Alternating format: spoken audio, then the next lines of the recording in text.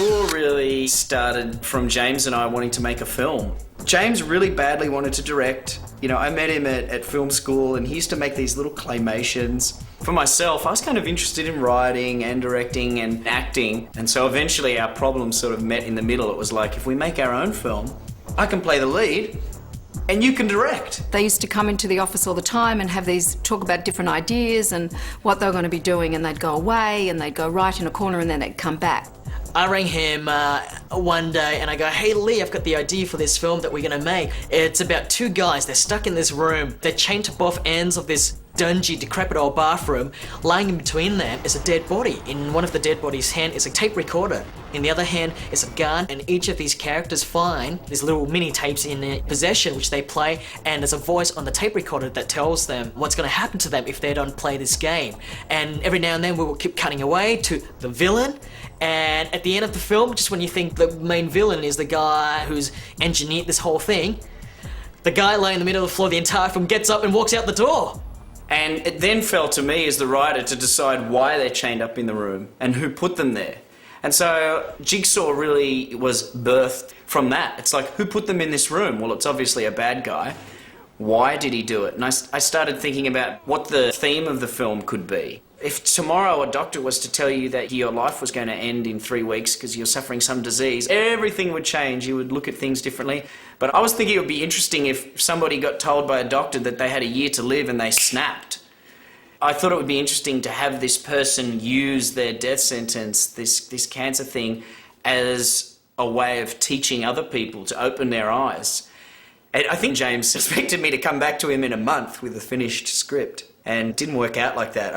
I tortured the guy for, I think it was 9 months. It took me 9 months to finish the first draft. When I finally gave him the script, it was the day before Christmas, and he called me and was like, this is great, you know, it's much bigger than we can afford. We both realised that it had kind of gone beyond the money we had saved. So then the next predicament was, what do we do now? And we realised that if you're not going to have any big stars attached to your film, right? If you're not going to have any big special effects, is what helps sell the film, then the script itself needed to be the star of the film, so to speak. So because of that, we spent a long time trying to work on the screenplay and trying to hone it and craft it as good as we possibly could. And the irony was, because we spent so much time on the screenplay, other people read it and then thought, hey guys, you know, this is actually a pretty decent script here. You should not try and just make it with your own money. Let's see if we can get a bit more money and let's see if we can do it properly. There was a couple of producers in Australia and they happened to call up and they happened to be looking for a low-budget horror genre film set in a self-contained space with a couple of people in it. So the script was optioned out of Australia. And as usual with these sort of genre pictures, it's really hard to get it made. And for one reason or another, it didn't work. So when our manager, Stacey, said, why don't we take it to America? Which I always say was like, you know, trying to climb up a sand dune and not being able to make it. And your friends saying, oh, it's cool, like, don't worry about it. We'll try Everest next week. And then before we know it, we were asked to come to LA to meet up with these guys. And Lee and I thought that, hey, look, you know, we're really broke right now. We don't have any money. But we thought if we're going to go all the way to LA for a handshake, we might as well shoot a scene from the script to show these people that we're not just writers, but we're filmmakers as well. We just got some friends together, people that we knew, and banged it together really quickly. We picked one scene from the script and we shot it, and then we took it with us to LA. I was sitting at an agency waiting for a meeting that was running late, and another agent who's a friend of mine came out and had this sort of glazed look in his eye, looked and saw me sitting there and said, do you have 5 minutes? And I said, yeah, what? He goes, I just want to show you something. It was the short that our director James Wan had shot of a sequence that appears in the movie. And about 2 or 3 minutes into it, my jaw hit the floor, and I said, what are you doing with this? Don't do anything. Let me go do something. And I ran with the DVD and the script and took it to my partners. And it was the kind of thing you watch, and then you liked it so much you wanted to watch it again. It was just blew our minds, and then quickly that night we all read the script and tried to get in on this. The scene is what sealed it. You know, they could see it. It changed their view of us as like being writers to, oh, it's like you make films. And we thought there'd be a stack of DVDs sitting on the guy's desk, and then there'd be our little 16mm thing that wouldn't look any good, but for some reason people really liked it, so it's great. Before James and Lee Wanell had even landed, they were on their way from Australia to LA. While they were in the air, we basically made an offer and said, if they're not crazy, we'll put up the money ourselves. I swear it was so wonderful. We sat down, James had his book with all the graphics, talking about the script, talking about the project, how he wants to shoot it. Within 5 minutes, Greg and Oren had basically said, okay, well, we're doing it. The thing we offered James and Lee was that we were going to start in 8 weeks. And no one else can ever guarantee you that. There's always rewrites, there's casting. And we also guaranteed James as director, as someone that came out of a film school, and Lee to be the actor. We basically gave them everything they wanted and start in 8 weeks. Mark and Oren and I all felt that if we could get the same reaction to the short and the script as we had, that people would be willing to come play in our sandbox. Because the film was shot so quickly, it wasn't like we were telling them that, you know, we needed half a year out of their life to go to another country to make this film. It literally was, hey man, come down for like 2-3 days, you know, just down the street in downtown LA and we'll have fun. Carrie was one of the first people who actually saw the script and responded immediately. When you get a script and a DVD at the same time, you know, your inclination is to throw the DVD in and check it out. Well, I gotta tell you, I sat there and looked at that and went, whoa. I mean, it was so unbelievably out there and dark and interesting. I mean, I was sold from the minute I saw that DVD. I sent an email to the producers with one word, which was wow, exclamation mark. And they called me the next day and they said, do you want to meet the filmmakers? The director's here in town and he'd love to meet with you. And I was like, let's do it. 2 days later, I met with James. And he had a portfolio under his arm, and he opens it up, and he's got drawings of the set, he's got the costumes, he's got the doll that he designed himself and built himself, he's got the mask, this reverse bear trap mask, and I was just blown away. You know, I'm thinking, this guy, how much time have these guys got in their hands that they're actually building real contraptions, you know? The rest, again, were the script went out with the short, and people responded. I like to think of a story as a very twisted morality tale. Jigsaw is a serial killer who likes to take his victims and torture them, and in the process of torturing them and bringing them to the brink of killing them, get them to appreciate their lives. He wants them to know what it feels like to have to struggle for your own life. People who sometimes see other people struggling, see patients struggling for their lives, but don't necessarily have as much compassion as they might.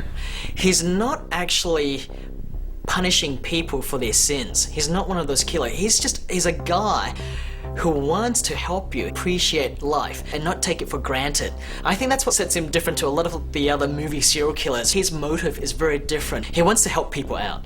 If you can survive one of his games, you know, he's happy for that. He wants you to survive his games, because that way then, you know, if you make it out of one of his game alive, then he believes, you know, you'll be a better person. It was basically a message of, you know, enjoy every day you live and respect the fact that you're able to live and do something with your life. That's one of the things that attracted us to the film immediately, was that it was trying to say something, that it did have a theme, that it did have a moral message despite, you know, these smears of blood throughout the bathroom and everywhere else. I really did not have a lot of prep time because I spend 2/3 of my pre-production time up in Ottawa, Canada. He needed to go to Canada to sort out his working papers, his visas and stuff like that. So by the time I got back to LA for the film, I really only had 1 week of pre-production, and my DP came on board 4 days before we had to shoot the film, so there really wasn't any prep time at all. I asked James if we could have a little time to rehearse, and he was kind of grateful that I said little time, because we really had no prep time on this film. We really jumped right into it. Production designers had hardly any time to build all the sets. James had hardly any time to plan all his shots, you know, and the actors didn't have much time to rehearse anything. I like to have rehearsals because things you find in that rehearsal space that you won't have time to find when the clock's ticking are often gems that the director is usually very excited about. These guys were totally open to trying different things. And that was fun too, to be in an atmosphere where the screenwriter and the director were both playful and fun about it. And, you know, and they were like listening to ideas from everybody, and that's a wonderful atmosphere to be in. You know, I know after the first rehearsal, Carrie called me and said, wow, these guys are amazing. This is going to be fantastic. And you start hearing things like that even before the cameras roll, and you kind of, you know, take a deep breath and settle a little bit. The producers, Greg, Mark and Oren, told us this is going to be down and dirty, it's low budget, and it's probably not going to turn out to be the film you've envisaged in your head. I had storyboards very early on in the shoot, but when I realized that I was never going to get the shots I had planned, it was like the storyboards were out the window. And I was literally just making shots up on set, you know, just making it up on the spot, trying to just trying to make it work, basically. We shot the film in 35mm and in 1.85:1. Originally, I wanted to shoot it in 2.35, but everyone was telling me that you need more lights, you need more expensive lenses, you need to build more of the sets because it's a wider screen format. So I'm like, oh, okay. So from the very first day, it was all about compromise with this film. I definitely think, for me, from a directing point of view, the hardest thing was having a very strong vision in your head, but not being able to stick to it. On a good day, the actors would get like 2 takes. James would ask for a 3rd take and the AD would be like, what do you think you are, Kubrick? You know, like I'll spend a whole day trying to get my shots done, and when I would get the shots, I would just end up getting really depressed, and I would kind of like just stay there on set while everyone else has gone off to lunch. Like, oh man, what can I do to fix up my shots? So I would spend a big chunk of my lunchtime just literally not having lunch and just thinking about the shots. Most of the time, James would be pacing with the script in one hand and a can of Coke in the other. He'd just be pacing, trying to figure out what to do, so I just kept well away. You have to have a creative approach to it, when you don't have any money to work with. The budget limits, again, the amount of toys, but I think it enhances the creativity because you always have to find a new and interesting way around a problem that crops up. I knew that the only way we were going to be able to make this movie for this budget was to shoot it in 18 days and to be in one place. If we had to have trucks and move around and do all that, there was no way we were ever going to get it done. So I called up Greg and I said, okay, I know how to do this. There's this perfect place. It's this old warehouse, and it's got 3 buildings and some courtyards. And some guys took it over and they rented out as a film facility. Lacey Street Studios afforded us every single thing we needed, every location, dressing rooms, the works. Luckily for us, it really fitted into the theme of the film and the visual aesthetic of the film, right? That I didn't really need, huge, expensive-looking sets. I basically needed sets that look run down, and this place was perfect for it. Within the space, there's a couple of what they call standing sets. There's like an apartment set and a courtyard set and a police station set. And then there's just like weird shaped rooms and corridors and all this kind of stuff. And the bathroom set was the only set that we built from scratch. Everything else was a modification of something that existed and still does exist at Lacey. We wouldn't have been able to make the movie if we had to pack up and make location changes. And so we were very fortunate being able to find one location that had enough rooms and warehouses and what have you that we could use to create all the different locations that we needed for the film. And so for us, a location move meant my going, okay guys, we're on to the next set, and everybody would grab a cart and we'd push it over, 100 feet to the next little room that was there, and we'd start shooting. We never ever had to move the company from the day we started to the day we finished. And that's really what enabled us to put it together. Once we figured out where we were going to build the bathroom, then we walked around with James, and it was all about picking what we were going to shoot where. And I printed out a list of the remaining sets that we needed, and we walked around, and we were saying, okay, where do we want to shoot the detective's desk? Oh, okay, right over here.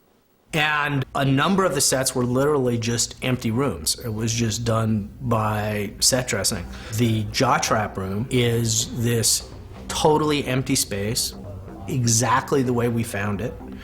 And we put just no lights. We let everything go to black. Shawnee Smith, with this jaw trap on, is sitting in a chair, and we set up a circular dolly around the chair. And we just went around and around and around at different camera speeds, at different dolly speeds, And that was it. And the razor wire room is another example. We were walking around. I think we had picked just about everything except where we were going to shoot the razor wire room. And James goes, well, what's that? There's this big oak door in the floor. I said, well, that leads down to the crawl space underneath this building. And James was like, oh, this is cool, we have to shoot here. I said, well, you know, Danny Glover's like 6'5", so you know he's not gonna be able to really stand up down. No, we gotta shoot down here. And that was the day that David Armstrong, our director of photography, camera operator, picks up the camera and puts it on his shoulder, turns around, bam, smacks his head right into one of the floorboards. And we had to send him to the hospital for a concussion, and our gaffer shot the rest of the scene. So there was finding places like that existed. If Lacey hadn't existed, it would have been an extremely difficult project to do. I came over about a week before we started shooting, and so the first moment that I have that was truly was when I just went on a quick tour of the set, and they were in the middle of building the bathroom, and that was when I was like, whoa. The first day on the set was more nerves about what I was going to do with the performance, but I just remember being blown away by the fact that this room that had only ever existed in my imagination for the past 4 years was now there. You could touch it. The bathroom stuff was filmed chronologically in the sequence that they happen in the script, but when more than 60% of film takes place in one location, you want to try and find ways to actually make it interesting, you know? You want to mix and match it a bit, change it a bit. I had all these really lavish and really grand ideas of like moving the walls aside and doing dollying shots around the actors and just trying all this different stuff, but there was just no way to pull them off. Just ended up all being handheld, and you just shoot it as quick as you can, turn the camera around, shoot the other reverse actors, and then the idea would be like, come on James, we're moving on to the next scene. Working in the bathroom set, which was out of 18 days, 6.5 were there, so a little over a third of the film was shot in the bathroom. And this set was very small. And when we built it, we basically built it out to the size of the room that we were building it in. Unlike a lot of movie sets where you take one wall off and now you got all this space, we were all in there. And you look at the bathroom on screen, and for every shot that you see, you have to stop for a moment and realize that to get that shot, there's a camera dolly, dolly grip, camera operator, myself, the director, the script supervisor, the video monitor to watch it on. So there's this ton of equipment, and it's all has to be behind the camera. So now if you look at the movie and you look at one of the wide shots where you're seeing, like from Carrie's point of view, Lee chained to his corner of the bathroom, and you're seeing the whole bathroom, just picture 15 of us standing on each other's shoulders, back behind the camera, stuffed into this little corner. So that's what it was like every day in that bathroom. And then, you know, of course, adding all the blood, which was a progressive task. And it came to the point where I was constantly going, okay, don't step in the blood, we gotta cover up the blood. And people were starting to step in it, and footprints were going through. And that was like the last thing you needed, was to see like a grip's footprints going across the bathroom. Tobin was laying there the entire time, and God bless him, man. That's no easy task to be laying on the floor every day. To be able to go up to one of these great character actors and go, hey man, we need you to lie on the floor for the entire shoot, and we're gonna cover you up in blood, and if you don't mind, when we move the cameras around, we're gonna be stepping on you every now and then. I hope that's cool with you. There were a few incidents where things were getting flung around the room. There's a lot of throwing in Saw, like throwing photos back and forth, throwing the hacksaw. And there was a couple of times when things would land sort of too close for comfort. That wasn't good. First day it took about an hour and a half. Second day it took about 45 because we knew what we wanted. And James had passed on the thing. And then the third day it took about, I don't know, 20 minutes. 10 minutes. We were on that set, trapped in that bathroom, chained to the wall for 7 days. We had a little nail that opened the manacle. One day they put a nail in there that was a little larger than the orifice it was supposed to go into, and I spent much of lunch in the bathroom while everyone else was eating. That was a good little bit of method for me, you know, get a sense of the tráilers. being Visita trapped. mi canal. It was a little nerve-wracking, you know, especially when the props guys are going, I don't know, maybe should we try this? A lot of people think that the hacksaw actually cut through the foot, but not at all. We turned the blunt side of the hacksaw down, so Kerry would actually be using that side to saw his foot. And literally, you run a tube behind the blade, and basically from the tube, you just pump blood into it, and that's all it was. I did actually cut my leg when I did that, even though they blunted the hacksaw. James was yelling at me, faster, faster! And I was like, well, that makes sense. I mean, I think I would definitely be doing it faster if I wanted to get this thing done. And before long, I felt this twinge of ow. and before you know it, the fake glucose blood was mixing with the real thing. But it was just a small cut. It's nothing. Here, you can see it there. There you go. There, an acting exercise. And because we'd shot it in sequence, we were doing the ending on the last day, and we pretty much had to get it all in one take. So it's always good to have everyone just going, all right, just get this right. Because if you don't get it right, we're moving on. Yeah, we're moving on. That's it. No, that was definitely the funniest thing, trying to shoot around the set that was being torn down as we were filming. We were trying to beat it before the production crew started tearing down the set. It was like Richard Corman. So you're sitting there weeping on the floor, and then someone yells cut, and then you like look up and the walls are coming off and everything, and it's like, yep, that's great, let's move on. We had written that this guy is caught in this trap by Jigsaw, and these drills come alive and they're gonna go into the guy's head. So we spoke to our special effects guy, and he said, well, I can make fake drill tips. Glue sticks with just aluminum foil on them. And when they're spinning around, they look just like these. Just going nice and slow, and the two drills are going to go through the person's head and meet. The movement of the drills towards the guy was done by hand, so we had total control of that movement. And the way the track was built, it could only go so far. And you have to figure out a way how to stop this machine, which is unstoppable. And the guy has a gun on him and decides he's going to blow the drill bits apart. It's basically a body squib inside of a steel container. Put the stuff inside the cap that you want to make it look like pieces of drill bit. You'll get sparks and everything flying out of you. It's not like, wah, you know, like dragon's breath or something. Suffering of others. The razor wire stunt was actually pretty straightforward. Like, the razor wire themselves were just rubber. They look very dangerous on screen, but they're not. They were plastic and they were very safe. And once again, you know, to help sell the illusion that the thing was a lot more painful than it actually was by undercranking the camera. When I undercrank the camera, it speeds everything up. And sound, you know, when you put sound on top of it, it just really just sells the whole illusion.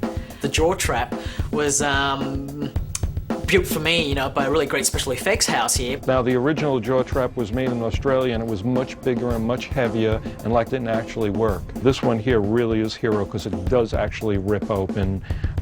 It's made out of aluminum, so it's much lighter, so you can wear it around your head, and you can see an actress's face even though this is this wide. If it was as big as the other one, you know, you'd be looking at like this. They use compressed air to basically blow the thing open. Nitrogen ram opens up this jaw going in both directions. We used a little pyro device inside the blaster head to boot, so at the same time that Charlie pushed the button to open this up, I pushed the button and blew the head apart. That sequence consists of two shots.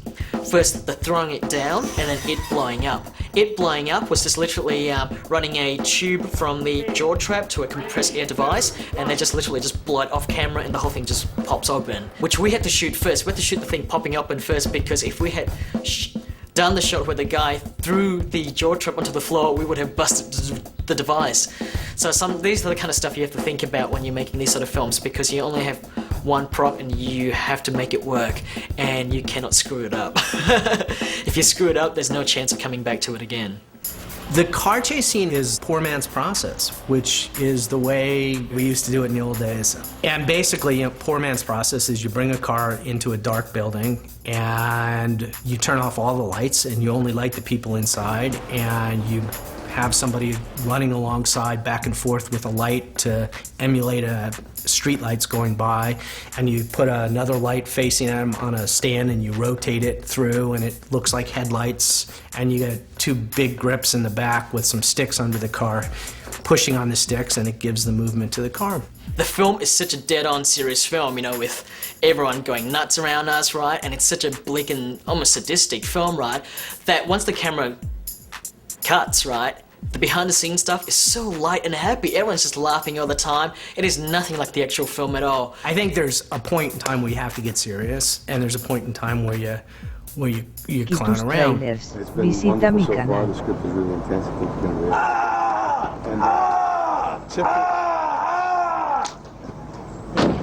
Carrie and his subtle ways. This is gonna be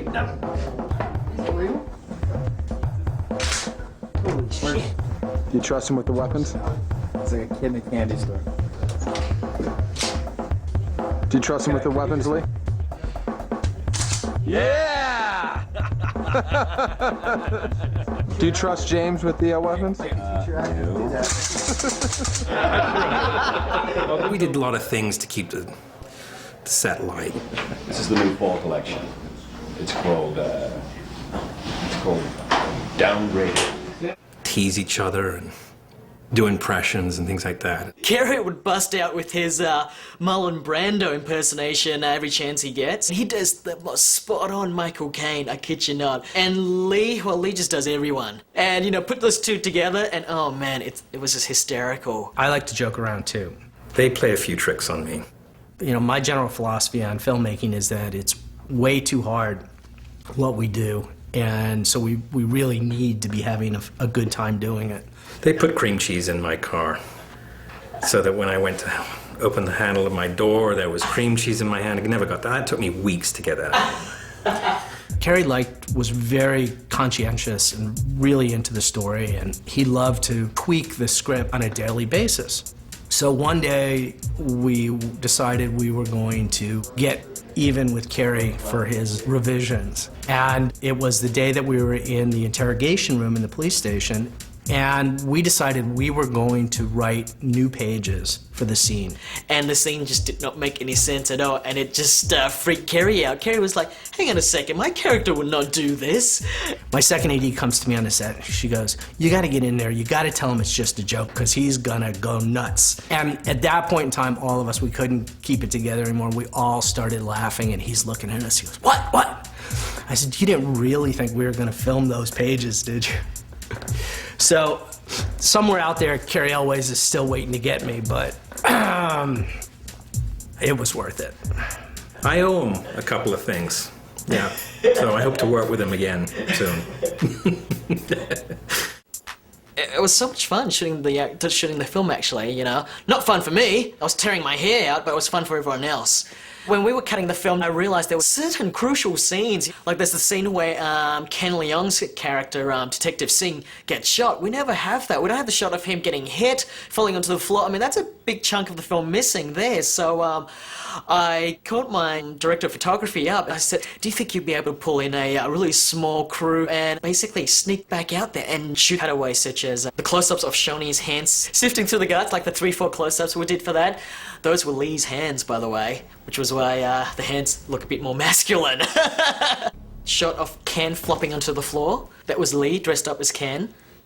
There's a great shot in the film where, in the scene where Detective Singh walks through the door with his shotgun up in front of him, right? In the widescreen version, his head's actually cropped, so you don't actually see the face, but in the full frame one, the crop has been removed, so you see it's actually, you could actually see Lee's face coming through the doorway.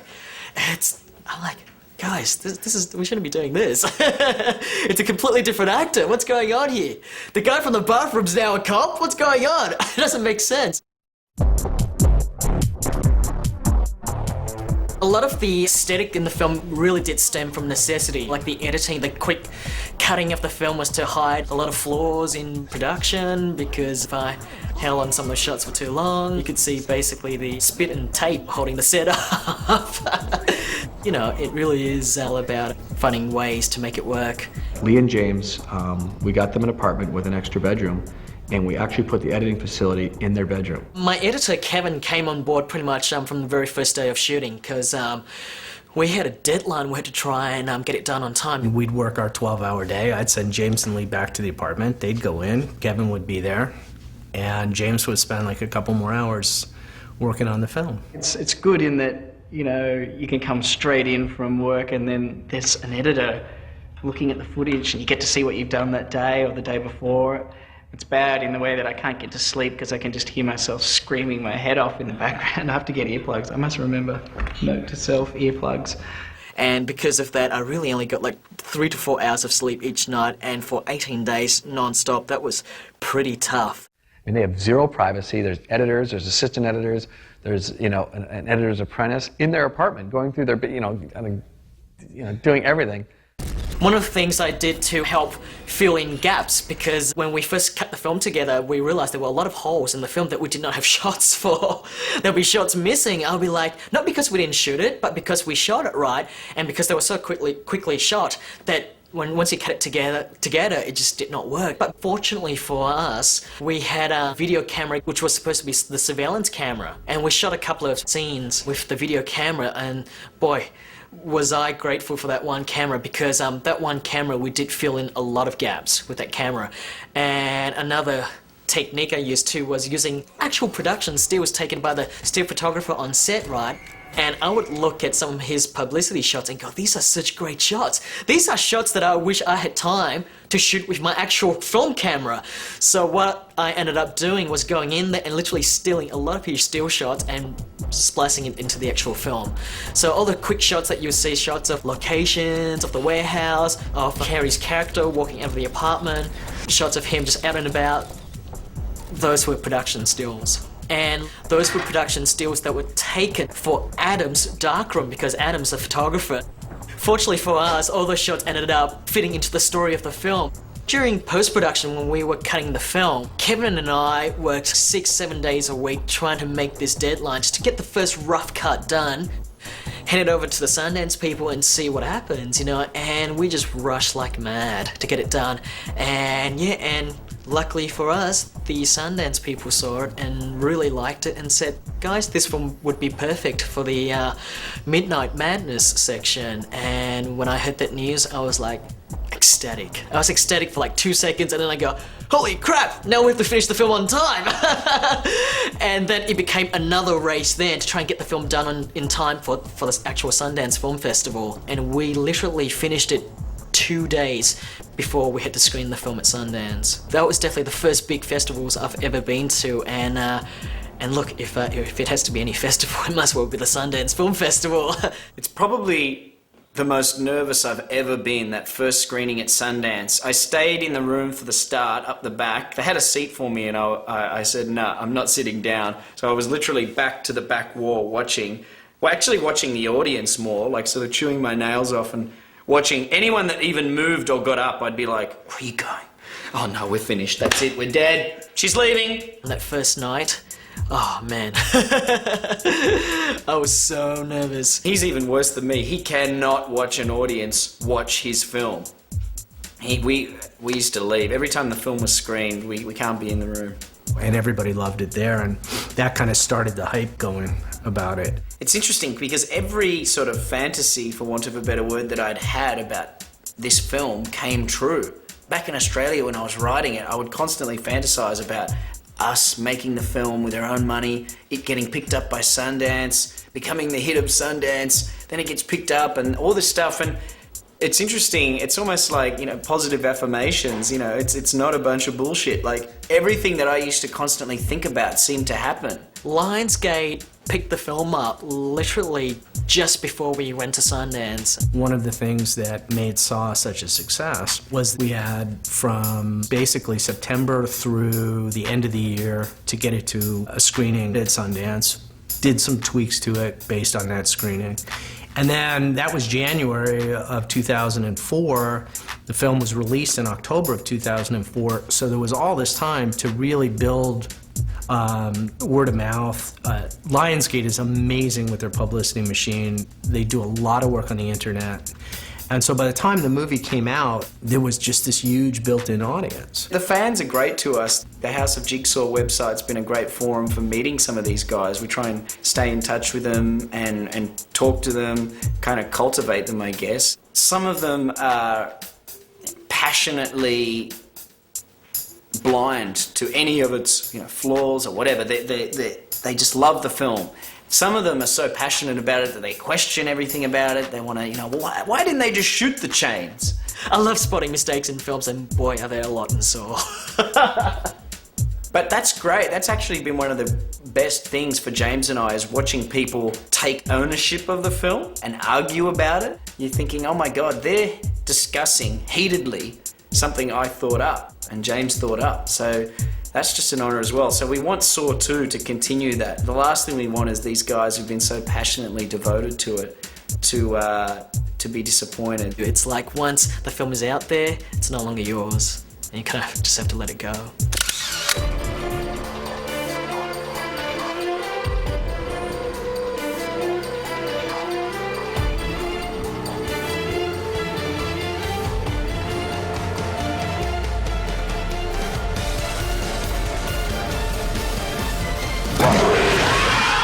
I was impressed by the puppet's acting style from the word go.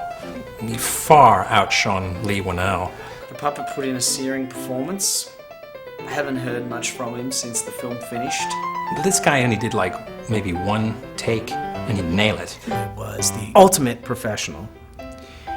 Was always on set on time.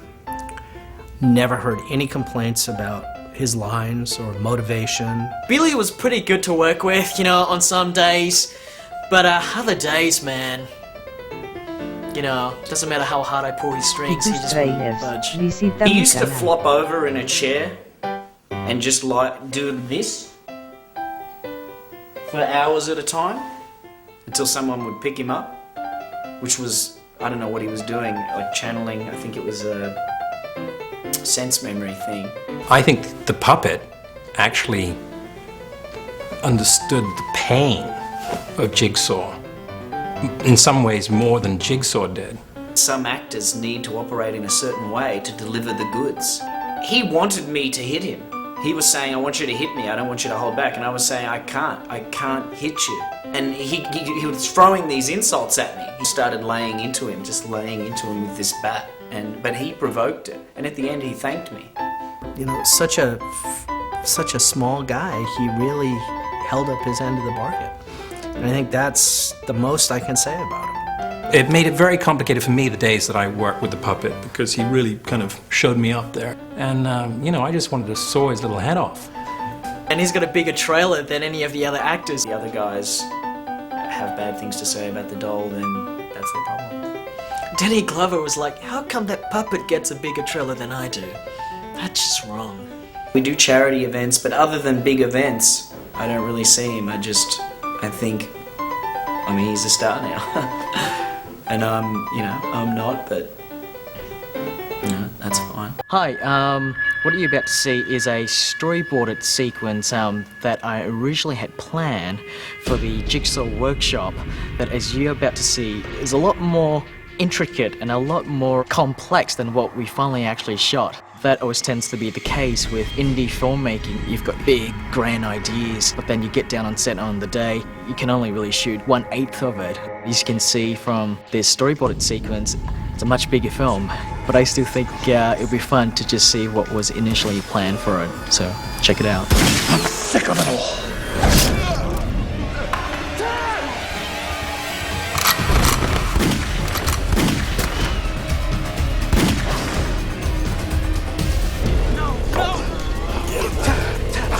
Get him. Go now.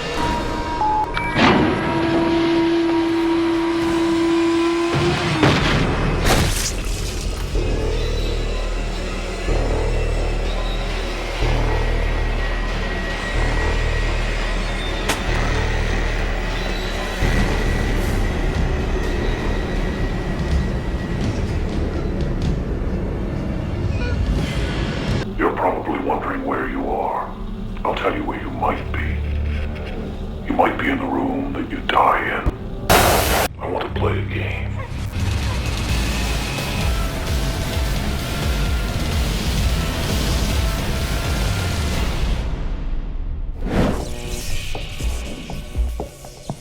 Hi, I'm James Wan. I'm the director of Saw. Hi, I'm Lee Winnell. I'm the screenwriter and one of the actors. And action! We spent a long time trying to come up with an idea that we could do ourselves. We wanted to make a film at a certain budget level before we had the story for the film. Both James and I found that restricting the film down to, okay, it's got to be 2 actors in one room, helped us come up with an idea, and that's essentially where Saw came from. One dark and stormy night, James called me and just sort of pitched me the idea of these 2 guys who wake up chained up in this room, and there's a dead body lying between them, and they find these tapes in their pockets that say "play me." I loved it, and we started going back and forth about possible things that could happen, and then that's basically where it started. I went off and started writing. Hello, Amanda. You don't know me, but I know you.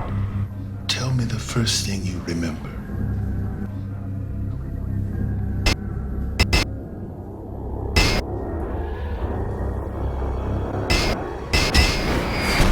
It's just been so awesome. Definitely working with the casting crew. Working with Carrie, working with Monica, working with Mackenzie, Danny, Ken, Lee. That's my best memories of this film. We were shooting so fast, this film. We were shooting so quickly.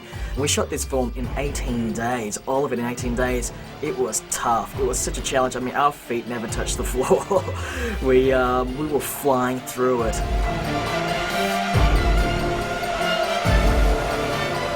Lee and I are big fans of stories, and that is the most important thing for us. The kind of films that we want to make would be dictated by the kind of stories that we want to tell. Game over.